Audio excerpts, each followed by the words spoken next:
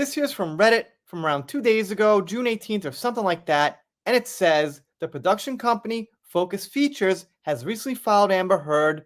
Is a comeback imminent? Now I gotta say, the forum is kind of active. They've got almost 600 likes here, which means at least 3 or 4,000 views. So it's not a dead forum with like 10 people. If it was, well, might not think about it. So every day, they're searching the web for clues that Amber's gonna come back, as they say. Focus Features, a film production and distribution company, has started recently following Amber Heard. Some of their movies are Drive Away Dolls, Eternal Sunshine, and so on, whatever else they got. So I clipped this out, they're About Us. I guess they're a kind of big website. They've got some movies on there. They say they acquire and produce specialty films for the global market and hold a library of iconic movies from fearless filmmakers. They're part of NBC Universal, one of the world's leading media and entertainment companies in development, production, and marketing, which not too many people have heard of, by the way, but I guess if that's NBC as the NBC, we know of them.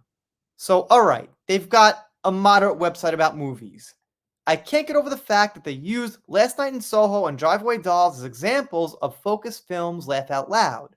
They also produced Brokeback Mountain, Lost in Translation, and two other ones I don't know, but I do know those. Okay, fine. They listed it in the tweet. That's why I found it so weird. Their examples consisted of one awesome movie, Eternal Sunshine, and two forgettable movies. Let's just throw it out there, though, that Brokeback Mountain and Lost in Translation, which are two pretty good movies with stars in them, are very old at this point. Maybe 20 years old or something? Focus has done a ton of big movies. It's hardly a small, struggling production company.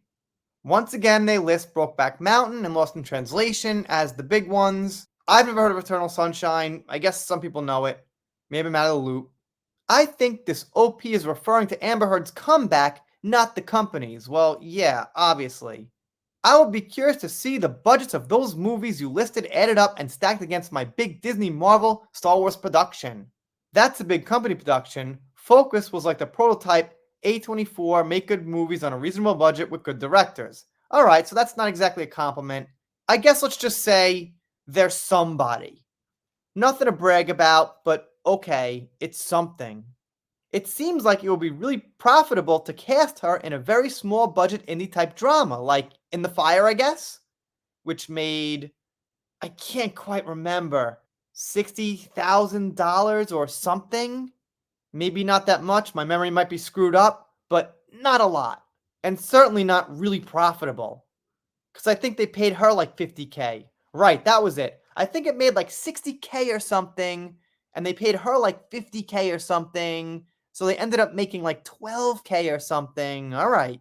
In my opinion, she doesn't have as much broad appeal as she used to, and there is a big portion of the population that won't watch anything she's in. Well, you got that right.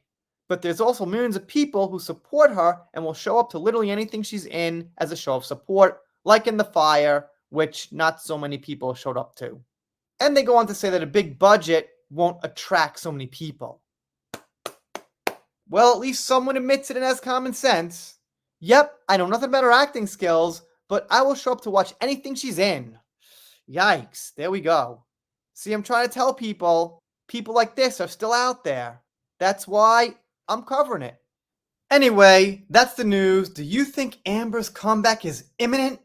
What I predicted is, obviously, she's out of the news now, 90%, but at some point, if backlash just settles down, someone might try to bring her out. I'm pretty certain of it. Anyway, we'll wait and see. If you're not subscribed here, consider it. If you don't, I'll be sad, but I'll get over it. See you next time.